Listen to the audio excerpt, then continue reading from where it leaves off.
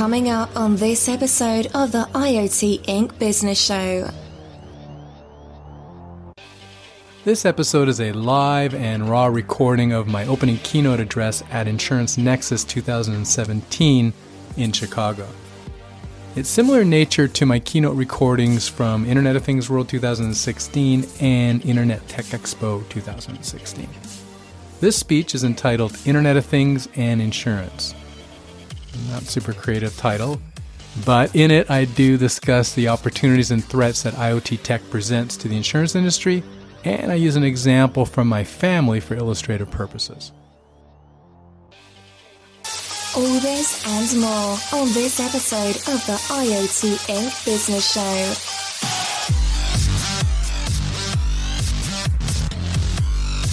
The people, the business, and the technology of the next generation internet.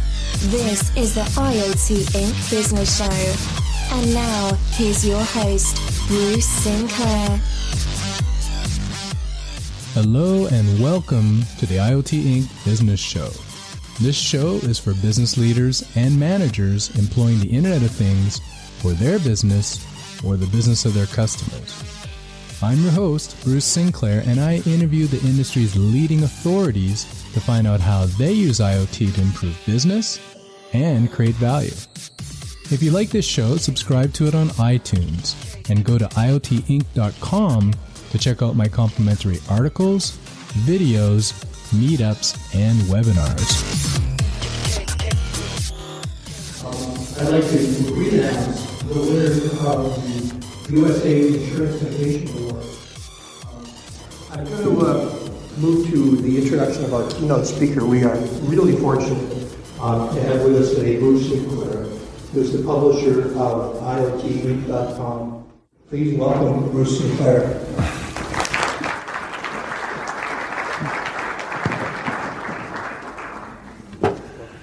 Thanks, Steve.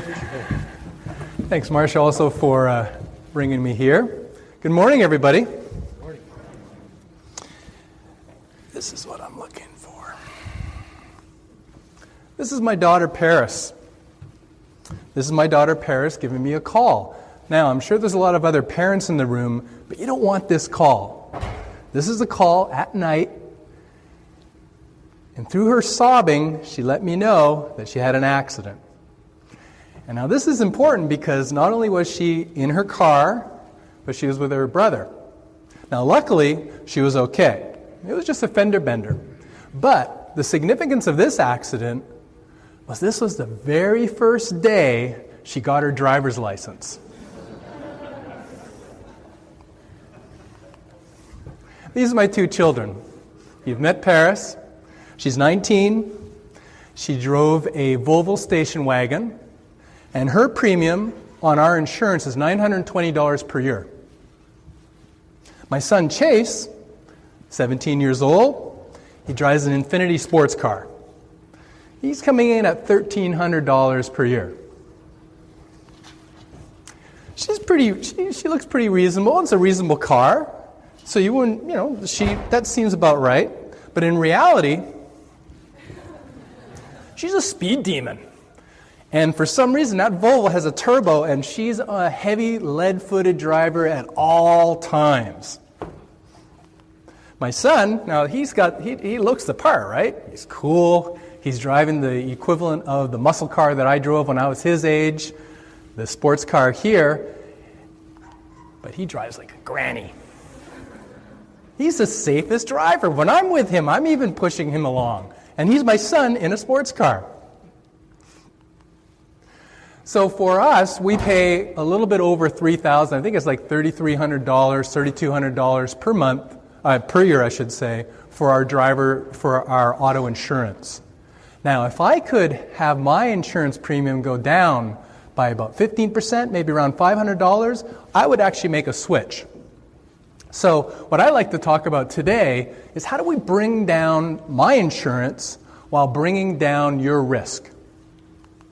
So I've already had a very thorough introduction from Steve, but what I'd like to talk about today is the Internet of Things, and I want to introduce some important lessons that I've learned that's very applicable to this industry. So the first thing, let's start with the definition. The Internet of Things, it's not a revolution technically. It's really just an evolution. It's the extension of the current Internet further and further into things. But what's really important is that it is an instrumentation of all devices, meaning we are collecting data from them at all times, from sensors and from other types of data polling devices. Now, when we think about IoT, what's important to think about it is what you're doing when you make an Internet of Things product is you're actually making it software. You're turning it into a virtual model that you can use in a variety of very interesting ways. Tesla came up already. So we're on an automotive theme, so for my presentation I'm going to talk automotive insurance. So the Tesla is an IoT car. At the heart of Tesla is a software-defined version of their car. So what's really nice about Tesla is that you'll get in it, and one day you'll have a new feature, the beckon feature. That day, at the end of that day, when you're finished at work, you can go on your mobile phone, punch in your coordinates, and your car will be there waiting for you when you finish work. Now, this wasn't there when you first bought the product. So you're having this new car smell at all times. And the reason they can do that is because it's software, and they can update that software. The second thing is recently, and I think it was around 2 years ago, both Tesla and GM, they had a recall, both of them associated with a fire hazard. GM, it was for a pickup truck. Tesla was for the Model S. In GM's case, they had to recall all these vehicles. Can you imagine? 35,000 vehicles that had to go to their dealers, they had to make a small modification and send them back. Tesla, they just had to make a software modification because what was happening was the electric charging was creating a little bit of a spark. So through software, they're able to lower that charge so that the spark wasn't there, and it was accepted as being fulfilling the recall. Now, these reasons are because Tesla is a software-driven car, a software-defined car. Now, you've heard about in this industry, I'm sure you have, and I like to talk to some people about your opinions on insuring the self-driving cars. But Tesla's taking a very different approach than Google is. In Google's situation, what they're doing is they are building an autonomous vehicle from scratch. So they wrote the software, and right from the very beginning, it was intended to have no driver involved. Now, some automotive companies are thinking that's maybe a little bit better than having any drivers involved. But Tesla's taken a whole different approach, again, because it's an IoT car. It's a software-defined car. What they're doing is they're putting it in auto drive mode. It's not self-driving, right? It's auto drive mode. And then when the driver takes over and overrides the self-driving, it learns. It learns through machine learning. And so the way it's developing its model is by instrumenting the car and watching and observing, theoretically, or observing what the driver's doing under certain circumstances, and it learns from that. Uh-oh. My daughter's calling again. This time it was worse. So this time my wife and I are asleep. The phone rings beside my bed. I pick it up. My daughter's crying again. She's around now 20 miles away on the side of a highway in a not so great area. And she had a flat tire. And what she was doing is she was looking at her GPS, and she somehow drove into the side of an island as she was trying to get onto the freeway, and both her wheels cracked, but she didn't know, and she got on the freeway, and then she had a blowout of one of her back tires. So I had to go. We get the tow truck. Now, I wish she had the proximity sensors of the Tesla. But in this case, it was still the Volvo station wagon, and it wasn't that instrumented. Now, what the Internet of Things does for the insurance industry is it gives you a 24-hour, 7-day-a-week view into your customer's world, into your customer's product, how they use their product, what they use their product for. In the case of my daughter and my son, obviously there's a discrepancy. My daughter, $920. My son, $1,300, a 40% difference in cost to me. However, the risk has to be the opposite. My son has never gotten into an accident up to this point. So if we can use the Internet of Things to instrument whatever that asset is that you're insuring, then we get information and we can lower the risks. So I want to go through a few lessons that I've learned in other industries that I think are very applicable to IoT here in insurance. The first one is we hear about this all the time, and this is private identifiable, personally identifiable information, PII. Now, in business transactions, a B2B transaction, you've got lawyers involved, you have contracts involved, and so every single detail is more or less worked out in the contracts. But the reason we have the FTC, FCC to a certain reason, and different government regulatory bodies in different countries around the world is because the consumer, when they buy a product, they don't have that same contractual agreement. Yes, they're going to sign something off, but as you know, and I certainly do this, I'm going through those 20-odd pages of just looking for that I agree, there isn't that same contract. So what's very important when you're dealing with personally identifiable information is that there's a value exchange for that data. In the case of my daughter, and in my case, it'd be me because I'm the person paying for the insurance. In that case, there has to be a value exchange. In exchange for being able to observe my daughter's driving behaviors, my driving behavior, my son's driving behavior, and my wife's driving behavior, in exchange for that, we have to get value. Probably in some monetary form, but it doesn't have to be that way. So I have the worst sense of direction. Absolute worst sense of direction. Even in my small town in California, I think there's about 80,000 people in our town. If I'm in a rush, I'll actually use my GPS, and I'm certainly using my GPS everywhere I go. So my mapping system of choice, in my case, is the Google Maps. It knows every single place that I've been. It knows where I shop. It knows where I live. It knows practically where I am 24 hours a day. And that's okay, because there's a value exchange. In exchange for them knowing this information about me, I get an awesome product in return. So think about that. The second situation is IoT is not for everybody, and you have to really think through the strategy of creating value. This little device here is a device that plugs into the ODC port of the car. And it's for doing something very similar to what I talked about before. But if you look really closely to this image, you'll notice that there's dust on top. It's sitting actually on top of my desk. That's my desk in my office.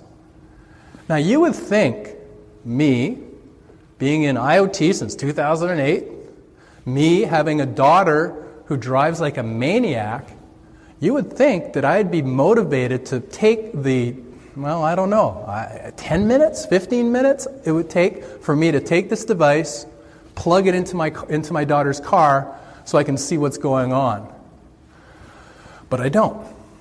And even more than that, this was given to me, this was given to me as a gift for doing a presentation very similar to this one to a CAD audience in Las Vegas last year. And it's been sitting on my desk since November of last year, so we're talking about a year and a half.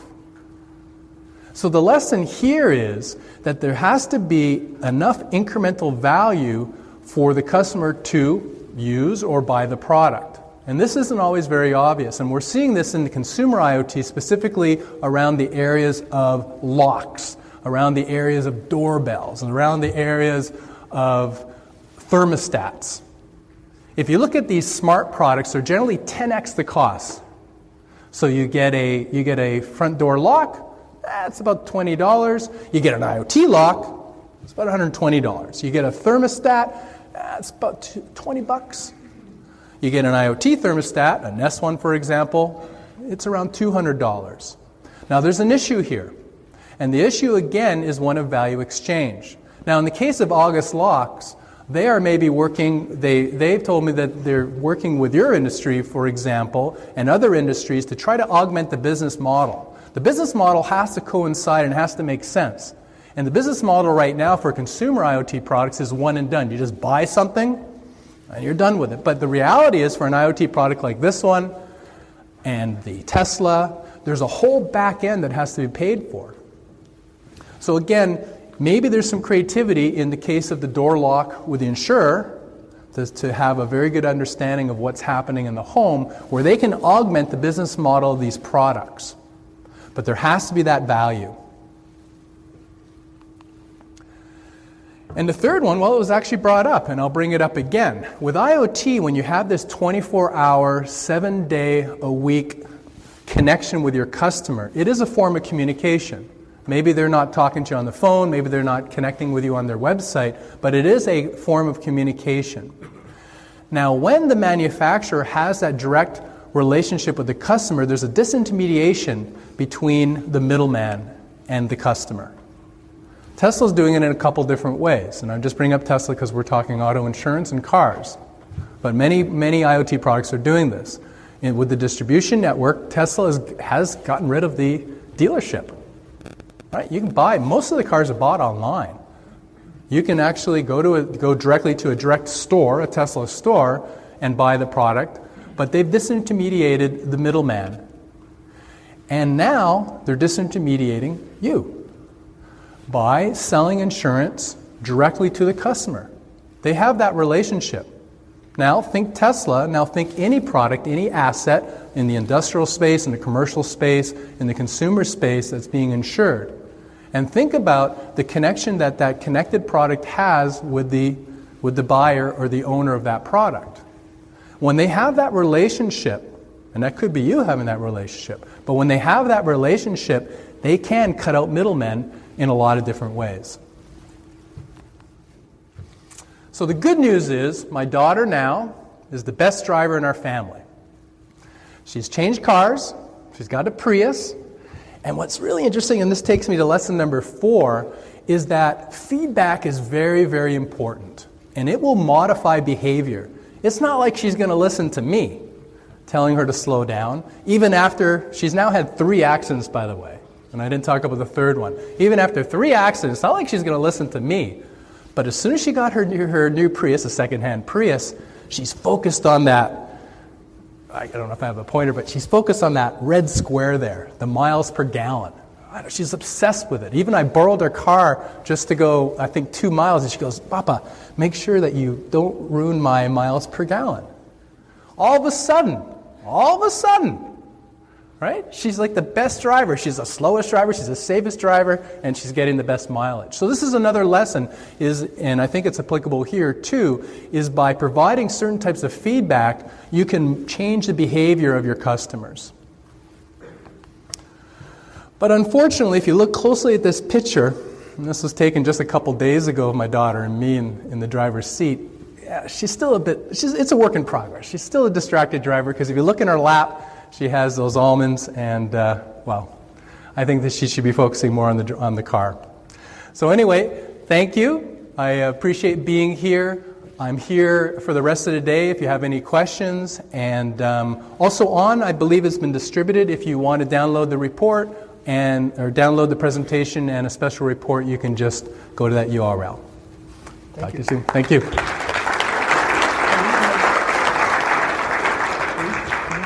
Yeah, of course. Are we able to, I'm sorry, I don't have a live mic. Jug over here. There.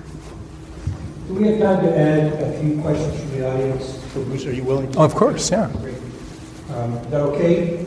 Emma, Marcia? Yes. All right. Great. On the spot. All right. Sure you'll be fine. I'd be interested in your thoughts on that, around what role the insurance industry can play, because I still think it's a really important role for the industry to play. To help these companies manage a lot of the risk.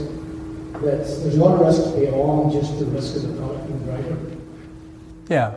No, I think you're right. And by saying that, I in no way implying that the insurance industry is going to go out of business. So I'm not implying that. And the reason I'm not implying that is because all these decisions are going to be done it's not the data that's important. So all value in IoT is created by transforming data into useful information. Now that process, of that transformative process of taking the raw data and making it into something useful requires a domain experience.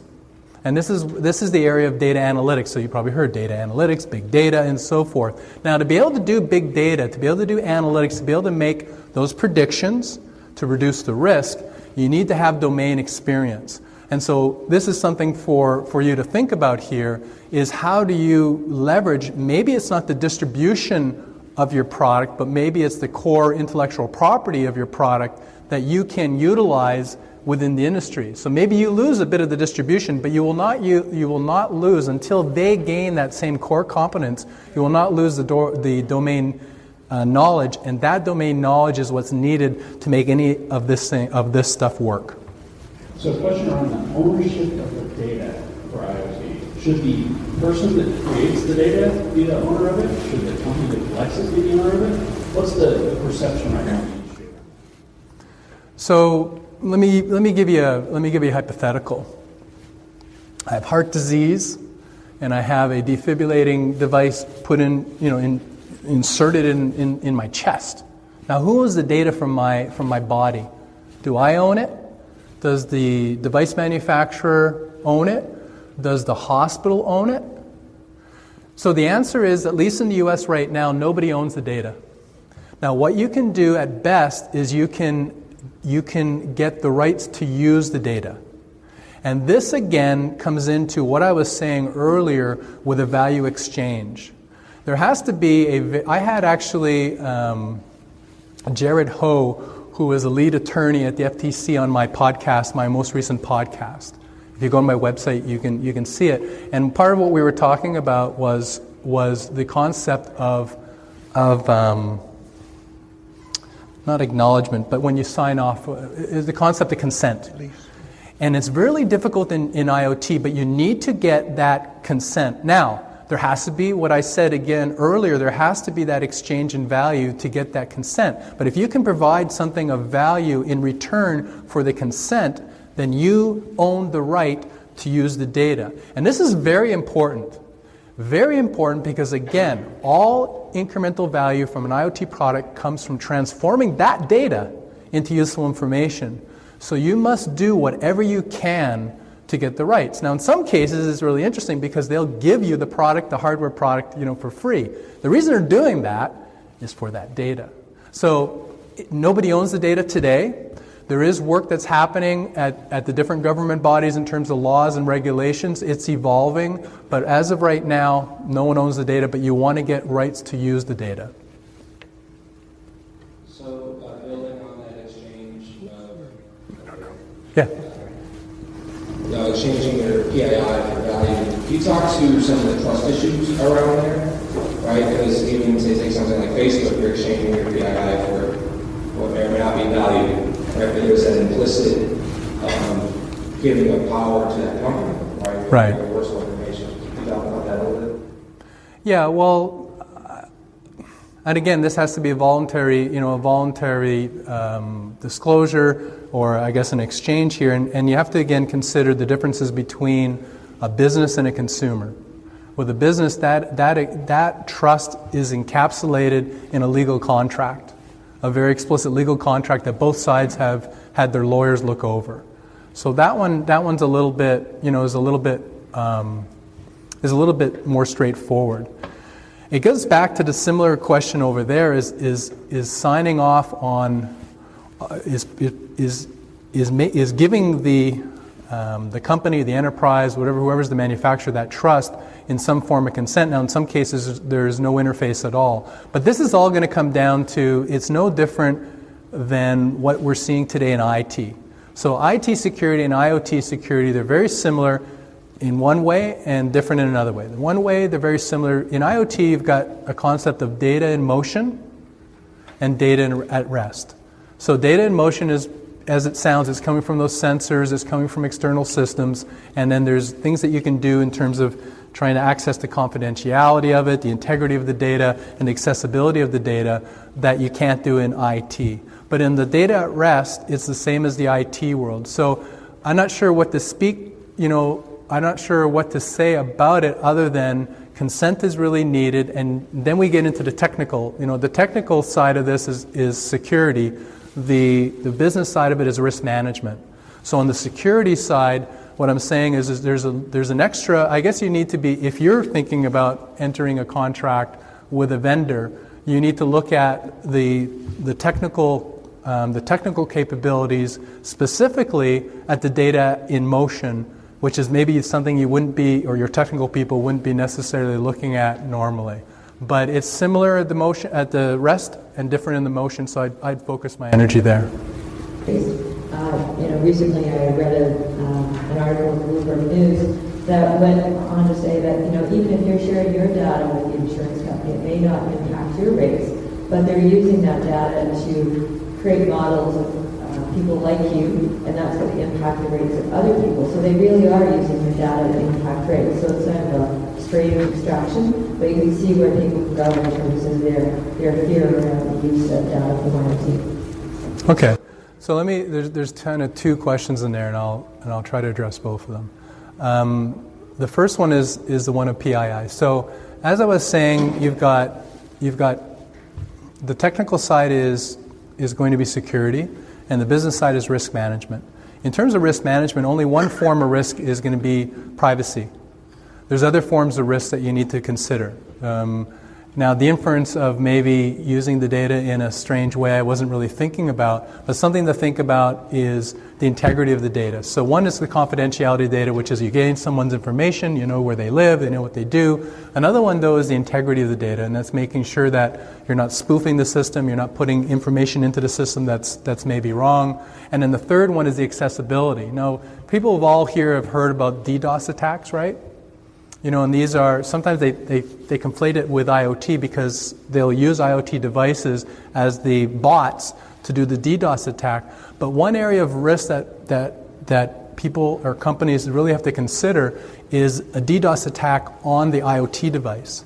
Because if you can't access your product because there's been a denial of service, meaning there's so many pings at your interface. Let's say it's a verification server or something like that. There's definitely a risk there in terms of business loss, because if you can't use your product, then there's a risk. So I guess what I'll say first of all is PII gets a lot of the attention right now, mostly because it's consumers. They don't have the same protection from legal, but you need to think about the three dimensions of risk. One is the confidentiality, the other one is the integrity of the data, and the third one is the accessibility of the data. With your first question, in terms of outliers or bad data, it's a sampling issue. And what I mean by that is the models are only as good as the amount of data that you sample and then the data scientists that are using it. And this goes back to the domain knowledge that I brought up earlier. So I think that's going to solve itself. Your example was a little bit of noise in the system, and that's fair. But those type of anomalies are easily discernible. The ones that are more difficult are when you make assumptions with the analytics that are incorrect. And this is where, so an analytics package, let's think of it in a very, very simple way. We've got like a scatter plot. And then we draw a line through that scatter plot, the best possible line that goes through all those data points, and that's going to be our model. Now, the way that analytics works is that you have a data scientist. They belly up to the console, and they start trying to apply all these different lines to the data to see which one fits the best. If you don't have domain experience, if you don't understand what you're looking at, this is the bigger risk, and that is the misinterpretation of the data. And this is why, going back to the earlier question, what I was bringing up earlier, the very first question is that it's very important, if you're going to be basing your risk profile on an external party, you better make sure that they understand and they have the domain experience to be able to interpret that data in the proper way. But I think over time, when you access many, many devices, you'll clean out a lot of the issues that you brought up, but the bigger one is the interpretation of the data, and that's the bigger worry. Thank you, Bruce. Thank you very much. So thank Bruce. Thanks a lot. Yes. Thanks so much, Bruce. It was a fascinating session. I'm going to move to the...